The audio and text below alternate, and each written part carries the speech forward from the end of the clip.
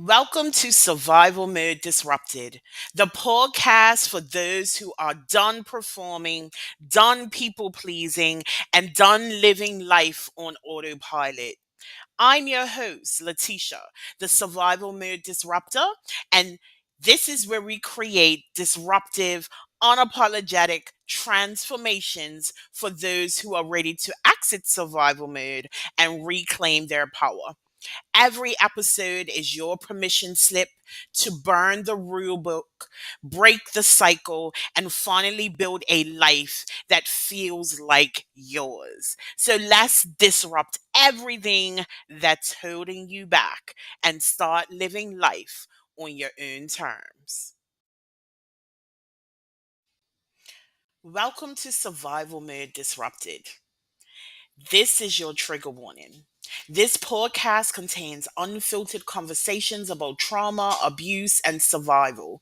Discretion is advised. This is not therapy or medical advice, just real people sharing real stories. So please take care of yourself and pause if you need to. If this conversation hits home, grab the book Survival Mode Exit Plan, your raw, unapologetic blueprint to break free. Available now by scanning the QR code or clicking the link in the comments.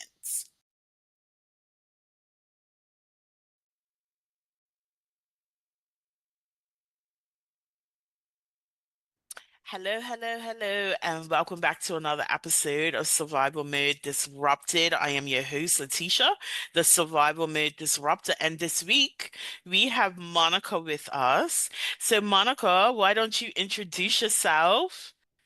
Well, thank you so much for having me on. We've already had some really good conversation and a lot of fun this morning. So I'm excited to share my story with your audience and kind of teach them what I've learned. So my name is Monica Connolly, and I am a certified holistic health and wellness coach. I am a trauma coach. I am a master life coach.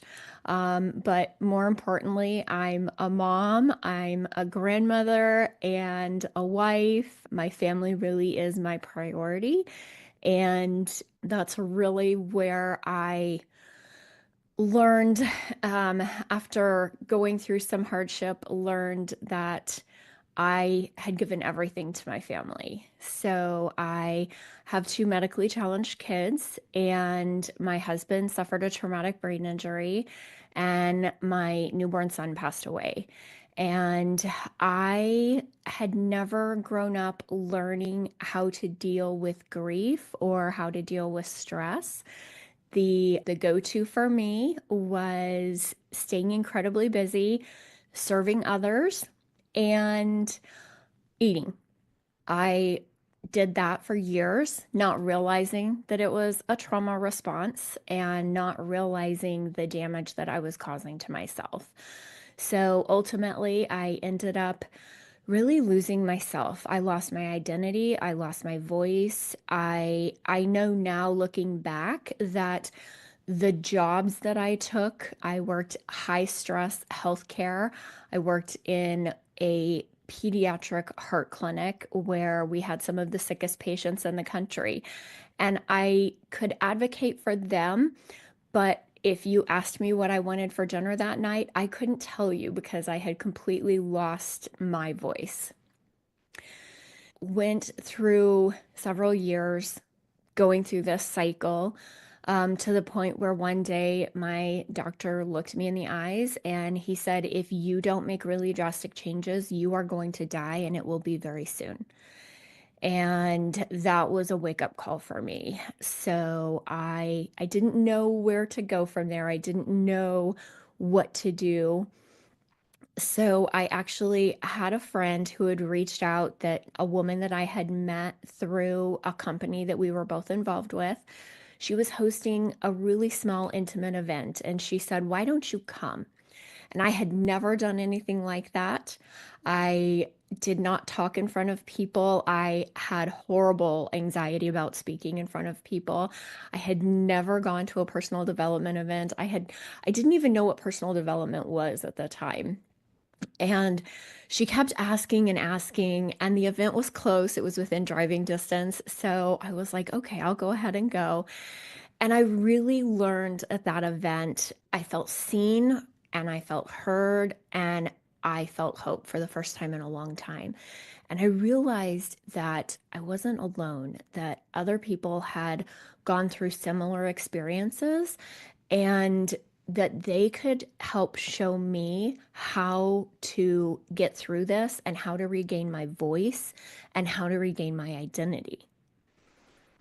So I started down a journey, and this started just over 2 years ago. So I started down a journey. I couldn't trust myself. I had broken so many promises to myself. I couldn't trust anything that I promised myself.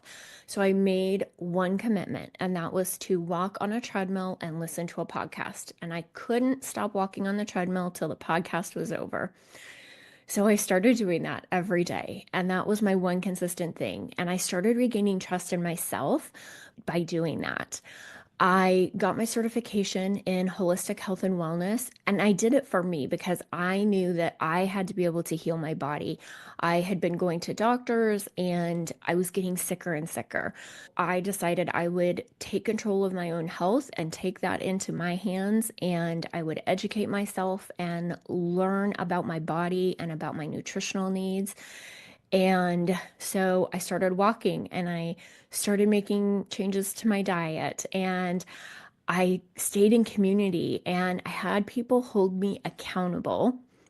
So in the last 2 years, I lost 150 pounds and more importantly, I regained my voice and I learned to trust myself again. And I learned to recognize the old habits that I had that were keeping me in this vicious cycle of eating and then shame and staying busy, because if you stay busy, then you don't have to feel and you don't have to process anything.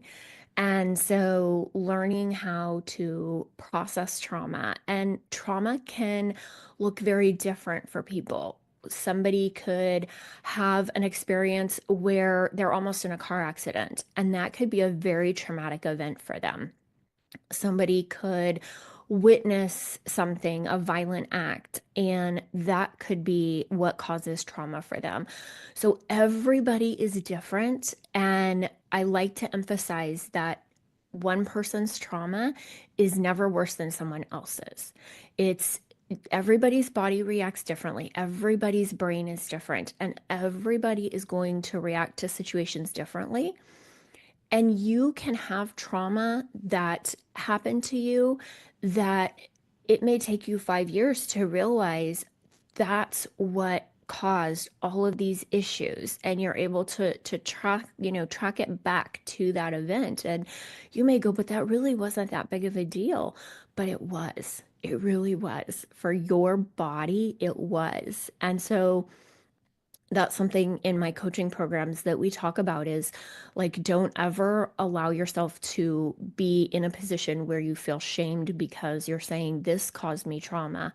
And take ownership of that, and don't let someone really be like, well, no, that couldn't have caused a trauma, that wouldn't cause me trauma. It could cause trauma for someone, and don't let someone take that away from you. It's your story. You get to write your story, but you also get to write how you take that story forward and how you use that story. First of all, I am celebrating with you the release of 150 pounds. Like that is amazing. And I resonate with that heavily because I was a person that did not recognize that I had a lot of trauma, even though I had been through a lot. Like I would classify what I had been through as traumatic, Right. but I didn't I excuse me. I didn't identify that I was traumatized. Right. And what was a big thing for me was becoming aware of trauma responses. For me, eating was a big one. Drinking was a big one. At my heaviest, I was almost 400 pounds. So I understand that journey of having to rewrite narratives so that I could respect my body a bit more. But I think one of the things that I appreciate in the way that you told your story was just that, right? Like anything could traumatize us. Yeah. And a lot of people don't necessarily identify with trauma. So then they don't identify with ending up in survival mode as a result.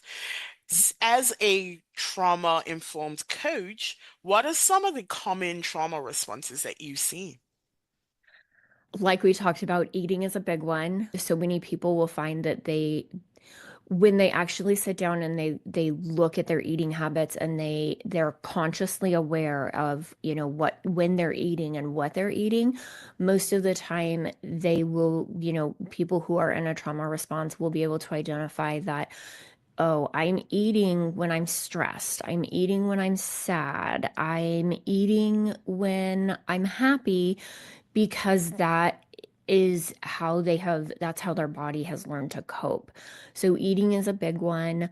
Busyness, constantly going, constantly having to be doing something, not being able to just sit and be still. And I don't mean sit with the TV on or sit with a radio, like actually sitting in a room by yourself where it's quiet. And for people in a trauma response, that is really hard. Their brain is going 100 miles an hour and they feel like they constantly have to be moving. So those are two big ones that I see. Yeah, busyness. Oh my gosh, that is definitely one that I've seen, and one that I think is also conditioned Yeah. heavily. Like, Oh, absolutely. why would you be still? Why are Right? you still? Why are you taking a Yeah. moment if there are things that need to be done? And particularly in my community, I've I remember growing up and like just wanting to take a break, and it was like, no, this needs to be done, this needs to be done. Like, you can't stop until things are done. And then I took that into school, I took that into my career, I took that everywhere where I felt like I had to prove myself, Yeah. because my trauma manifested in a way that I always felt like I had something to prove to someone. So I ended up burning out completely, and I thought I was one of those people that thought burnout was just a buzzword, right? Until I hit that wall and I couldn't get out of bed for months. And then there was this reconciliation. Ah, well, this is what burnout is. This is also a trauma response for me, like not being able to take a few minutes just for myself, and then having to rewrite all of what I've known almost my entire life just so that I wasn't showing up in this trauma response. And interesting enough, this wasn't my trauma response. This was my granny's that was passed down by generations, Yeah. which was like this became my conditioning, right? Like you can't give someone something to say. Like if you have time to do things, you need to be doing them. Yeah, Um, absolutely. Yeah. And that perfectionism, always having to please everybody, that people pleasing and feeling like everything has to be perfect, that's mhm. definitely a big trauma response. Absolutely. That in itself, I think, is a whole nother conversation because Yes. we definitely take on these personas as a result of the trauma that we've experienced. You mentioned people pleasing, overachieving, the fixer.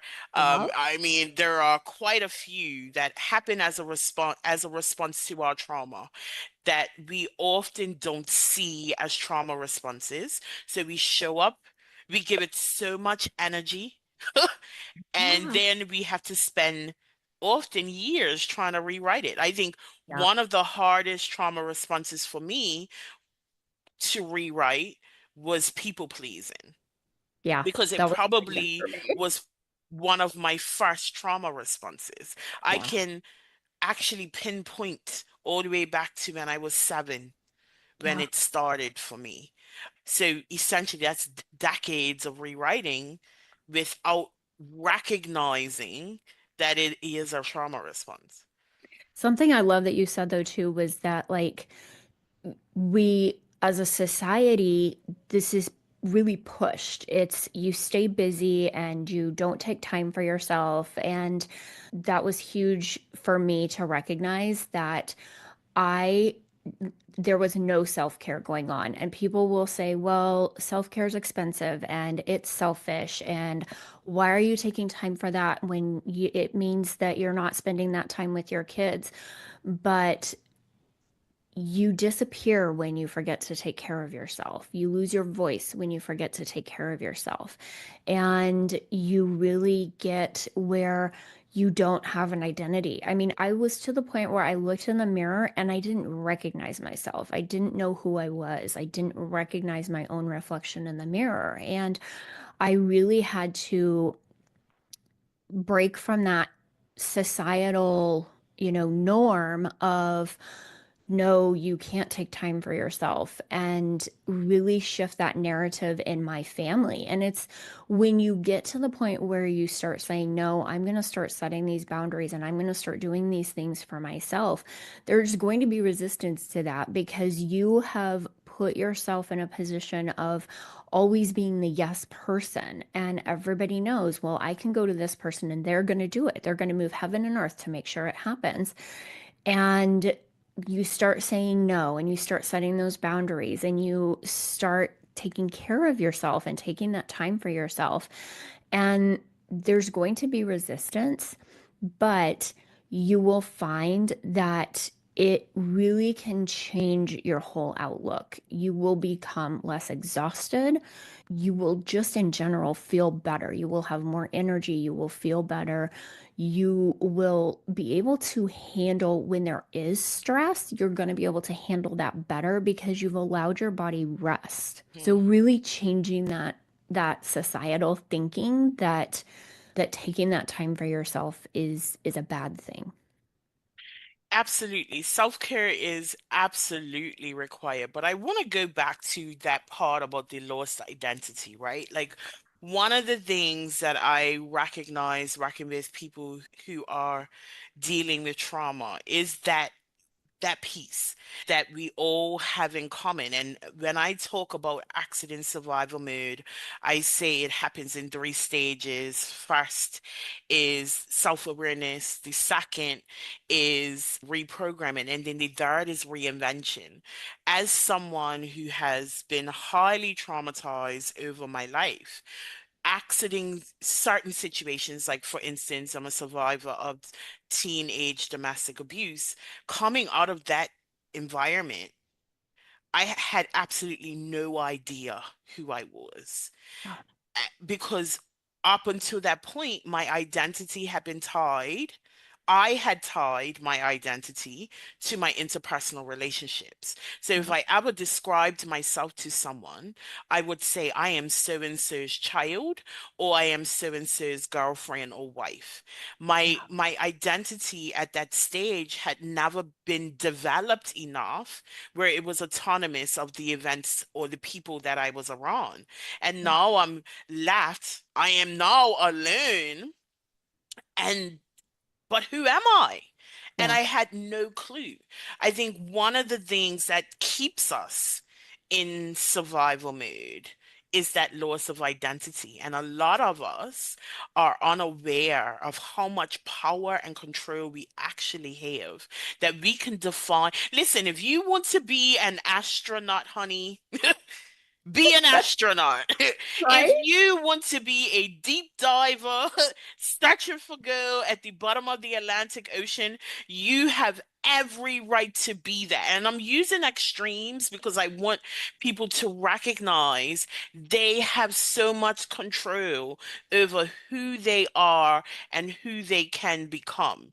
But we often don't believe that or we don't have the awareness of that.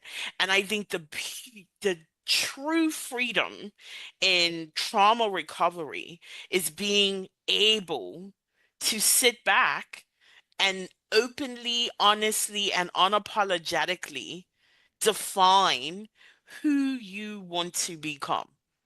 Yeah. Yeah, absolutely. And that was when you don't know what your identity is, it's really hard. You have to, for me, I got in community and I started, what do I like to do? And I started going back to when I was a child. What did I like to do as a child? And what were some of those things that still brought me joy? And moving forward with some of those things. And but learning new things too, and really finding in my identity, searching for my identity, I found my purpose.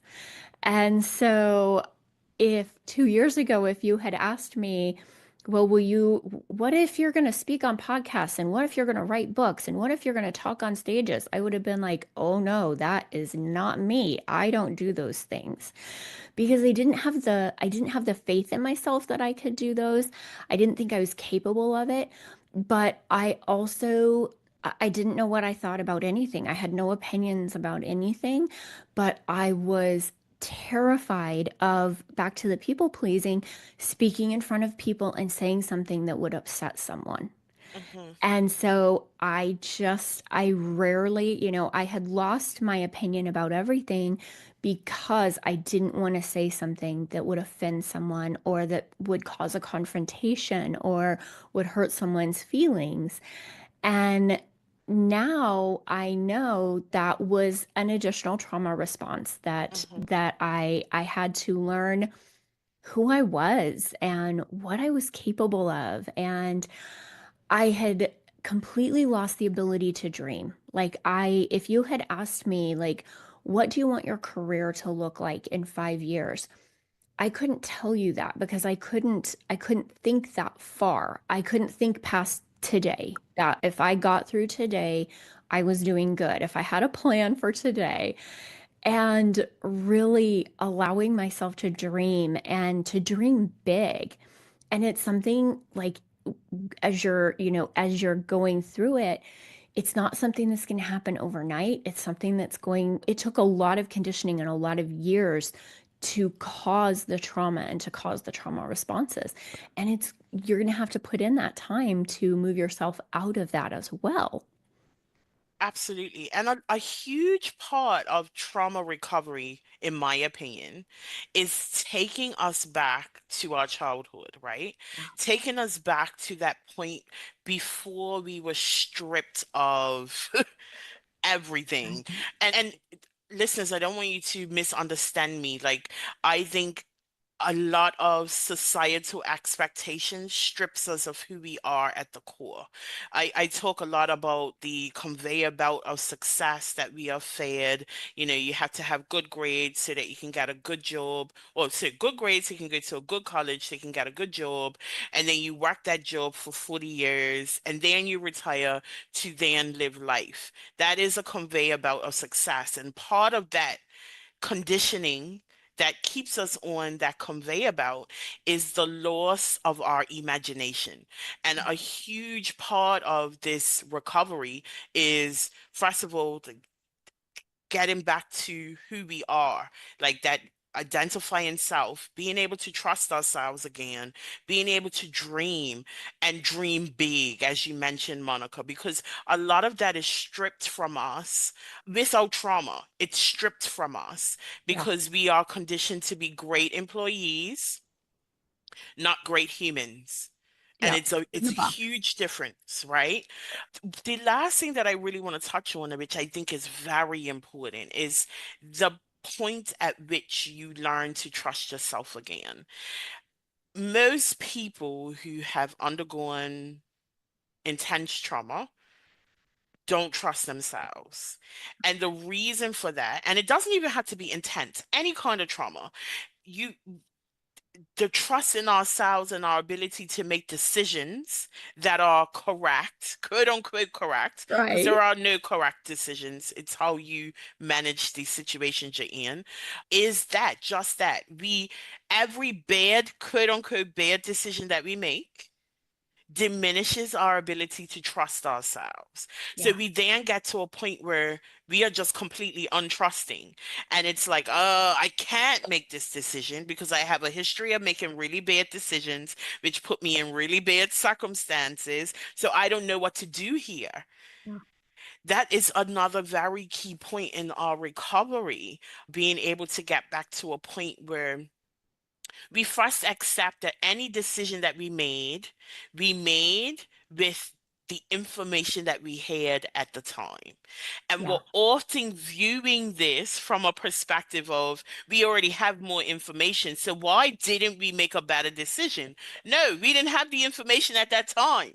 So we had to give Exactly. ourselves some grace that we moved in the best way possible with the information that we had at the time, which then allows us to begin to trust ourselves a bit more because we obviously get to a point where it's like our decision making. Yeah, yeah, definitely. And that was huge for me was I didn't trust any decisions that I made. And I think what you said is so important that you make the decisions at that time.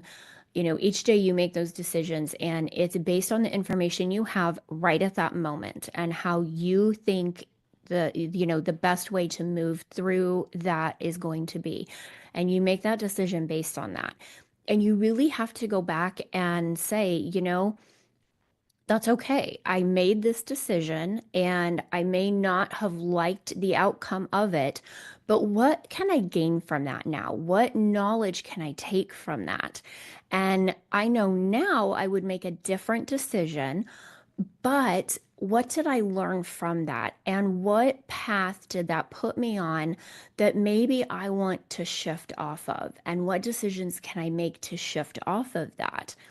And for me, like it really was almost overnight. I went from, and I'm not saying like overnight, like it was, I'm 2 years into trauma coaching at this point of I am trauma informed. I do trauma coaching. I have a trauma coach. I have lots of coaches because I have years of things that I'm working through and trying to relearn. But I remember the day that I woke up and I had a big financial decision to make. And before it would have been, I would have pondered it and procrastinated about it and asked other people's opinions about what I should do. And that day I woke up and I just made the decision and I didn't question it. I was like, I know that this is the right decision. And it was like a switch went off at that point where I really was like, okay, I made this decision and this feels really good that I made a decision and I'm not questioning it. And that's what started me down the path of being able to trust the decisions that I was making and start to regain that trust with myself. Mhm. And it's so powerful when you are someone who has sought validation for a very long time in your decision making. Yeah.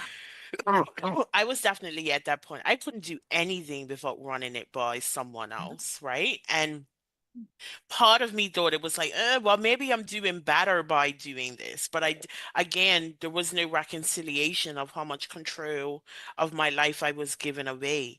And I think once we are able to take radical ownership of our lives, the good, the bad, the ugly, that's Yeah. when things truly do start shifting for us. Yeah. Yeah, and that ownership is so important. You taking ownership and take ownership of the good, the bad, the ugly, take ownership of everything and know that everybody makes decisions in life that they can look back and go, oh, I wish I had done that differently. I have a friend, and he always tells me, I don't ever want to hear that. I don't want to hear, oh, I should have. I should have done this. He's like, don't should have yourself. It's a form of shame. And Mhm. shame is a very low vibration and it brings you down into a really low state. It's just a couple vibrations above death. So that's kind of scary that Yeah. when you are sitting in shame, you are that low. And he's like, going back to what you said, you made the decision based on the information you had in front of you and the best judgment you had at that time. Don't question the decision now. Now look forward and say, okay, here's where I'm at now. What decisions can I make now to continue to bring me into the life that I want and the life that I am here and my purpose? How can I make those decisions now? Hmm. And I mean, if you have to look back, listeners, look back with an analytical mind to assess the lessons learned that help edify you And with and bring you to this compassion. state. Yes, compassion Yes, and with grace. compassion for So yourself, much so. Yeah, grace for yourself. Yeah. Yeah. absolutely. Monica, I have really enjoyed this conversation. So So, before we wrap it up, tell us how we can connect with you, and a little bit more about how you work with clients. yeah. I can be reached on Facebook under Monica Connolly. My website is monicaconnollycoaching.com. My email is monica at monicaconnollycoaching.com. Those are the easiest ways to reach out to me. How do I work with clients? I have one-on-one coaching, I have group coaching, lots of different programs that I run with clients.